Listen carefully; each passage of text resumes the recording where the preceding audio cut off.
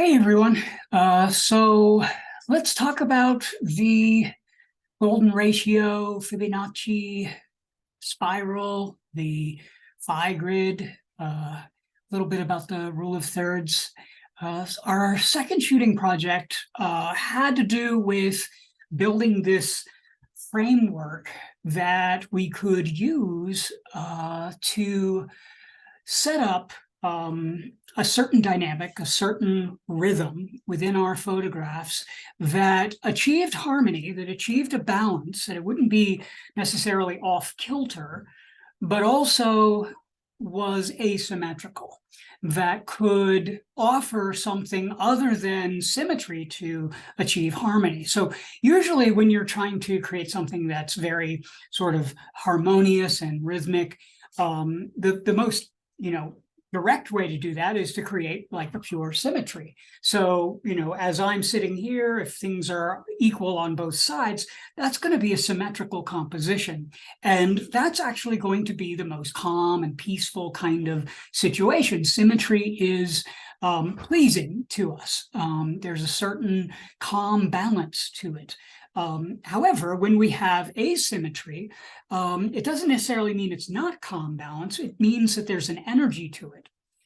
But with asymmetry, you're running the risk that you're going to have an imbalance. In other words, you're going to have a composition where it's heavy on one side or heavy on the other side or whatever, and it's going to feel like the composition is leaning this way or leaning that way. The other trap that you can get into with symmetry is the whole radial kind of situation where you have this sort of bullseye in the middle of the composition and a lot of passive negative space around you.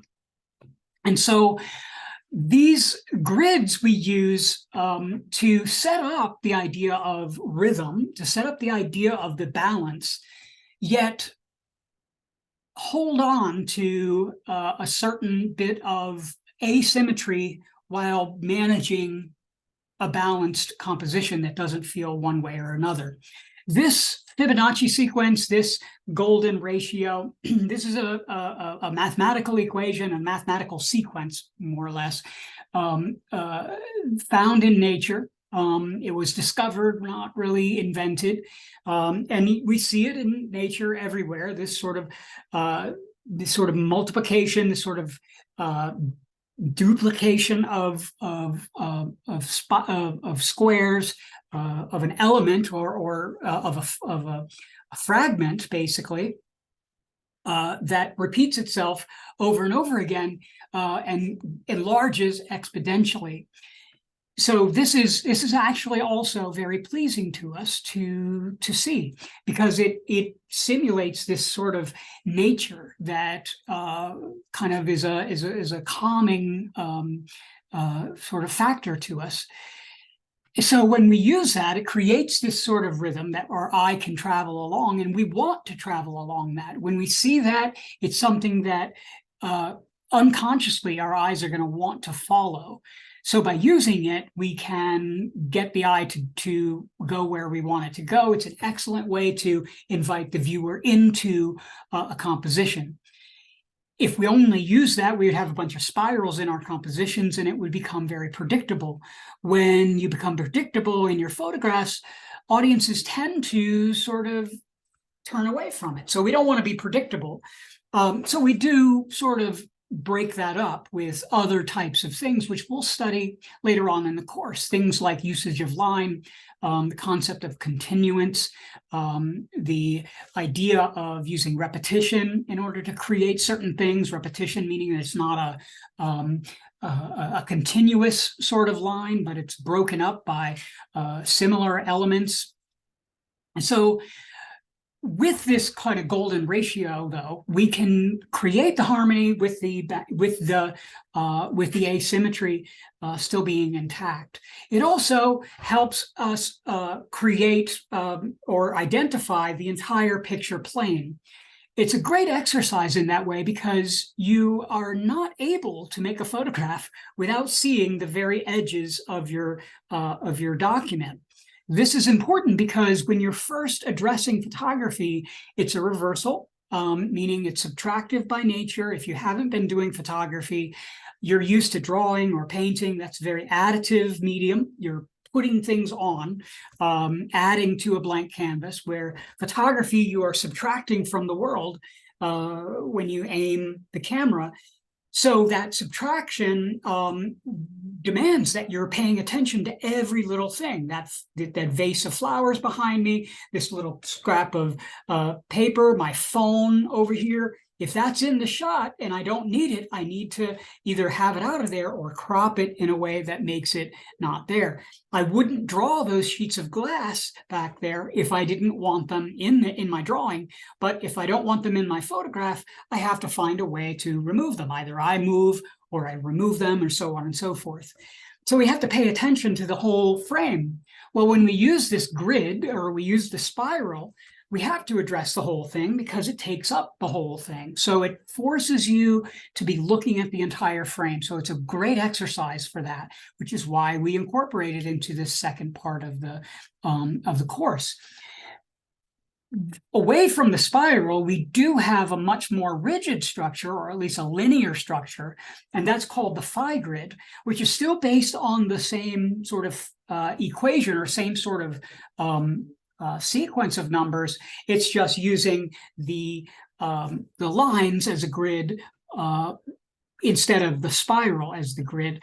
It's a sort of more squatty form of the rule of thirds. The rule of thirds being that we'll equally divide a composition into three this way. So you have 1, 2, and 3 over here, and then you equally divide it this way with 1, 2, and 3, and then you have like a tic-tac-toe kind of thing going on. With the Phi Grid, it's skinnier here, so you have a larger area here and a lower one here and a middle one here. And the advantage of using that is it's less obvious. Here, you're still setting up a pretty consistent symmetry because all of those sort of elements, all those squares, those units, if you want to call them that, are equal in size. But with the Phi Grid, it varies. The center ones are much thinner and longer than the top ones, so you get some variation in that grid. But still, by using it, you're going to find some balance and rhythm in that. So this project was really about exploring that. It wasn't about like measuring and things like that, but it was really about exploring this tendency for us to want to compose using rhythm and movement, which is what we're attempting to do. This is how we create emotive compositions. This is how we create meaning using form. It's to take advantage of these frameworks, which is the grammar of composition, the grammar of our language, rather, and which gets us to what it is we mean to communicate. What we mean to communicate is the one thing that we all communicate, and that is, this is important. And so, of course, we have to get to that. What is important to us? That's more of a deep dive into ourselves to know who we are and what we want to say and what's important to us. But at least we'll have the tool set when we go through that to be able to come on the other side and express what we find is important to us. So hopefully you were able to navigate this project fairly easily. It wasn't meant to be a super mathematical kind of thing. It was really meant to introduce something that a lot of you guys, I noticed, were using in the very first project, even though we hadn't addressed it per name, but you were incorporating those things just naturally. Perhaps some of you had heard of the GoldenRatio or the Phi Grid, but many of you were using it effectively in that first project. I pointed it out in the individual feedback in many of those, but hopefully we see that, and I'll be addressing the specifics in the individual videos. All right, we'll see you then. Bye-bye.